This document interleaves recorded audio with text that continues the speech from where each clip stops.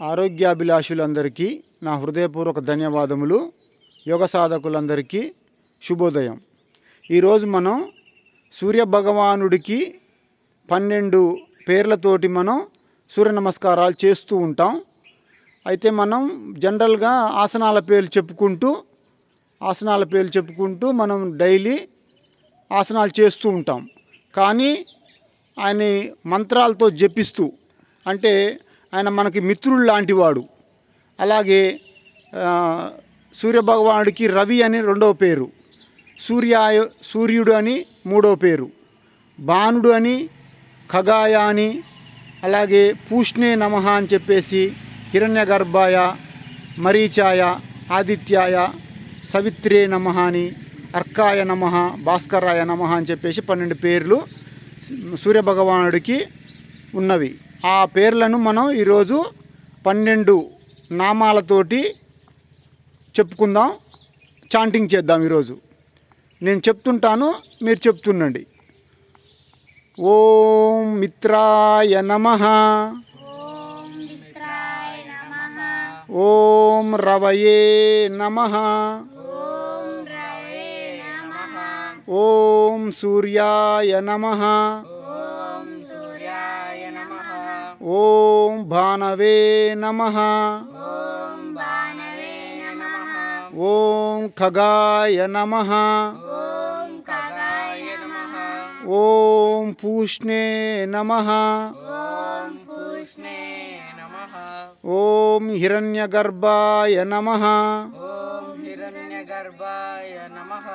ఓం మరీచాయ నమః, ఓం ఆదిత్యాయ నమః, ఓం సవిత్రే నమః, ఓం అర్కాయ నమః, ఓం భాస్కరాయ నమః. మరొకసారి చెప్దాం, 12 పేర్లు అయిపోయినాయి. మరొకసారి ఓం మిత్రాయ నమః, ఓం రవయే నమః, ఓం సూర్యాయ నమః, ఓం భానవే నమః, ఓం ఖగాయ నమః, ఓం పూష్ణే నమః, ఓం హిరణ్యగర్భాయ నమః, ఓం మరీచాయ నమః, ఓం ఆదిత్యాయ నమః, ఓం సవిత్రే నమః, ఓం అర్కాయ నమః, ఓం భాస్కరాయ నమః. ఇలా సూర్యభగవానుడికి మనం 12 పేర్లతోటి 12 భంగిమలు, సూర్య నమస్కారాలు కూడా ఈ పేర్లు చెప్పుకుంటూ మనం చేసుకోవచ్చు.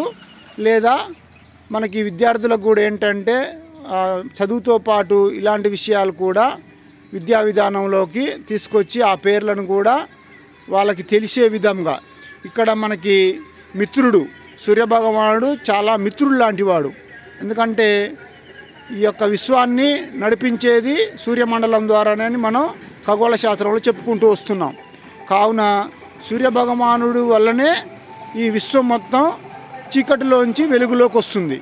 కావున మనం మన యొక్క హిందూ సాంప్రదాయం ప్రకారం కావచ్చు, లేదా ఆదివారం రోజు ఆయనని సూర్యభగవానుడిని మనం తలుచుకుంటూ ఉంటాం. ఆదివారాన్ని సూర్యుడి వారంగా చెప్పుకుంటూ వస్తూ ఉంటాం. కావున ఈరోజు మనం ఆ సూర్యభగవానుడి యొక్క నామాల్ని జపిస్తూ ఈ యొక్క దినాన్ని, ఈ రోజును మనం అందరికీ హృదయపూర్వక ధన్యవాదాలు తెలియజేసుకుంటూ థ్యాంక్ యూ, నమస్కారం.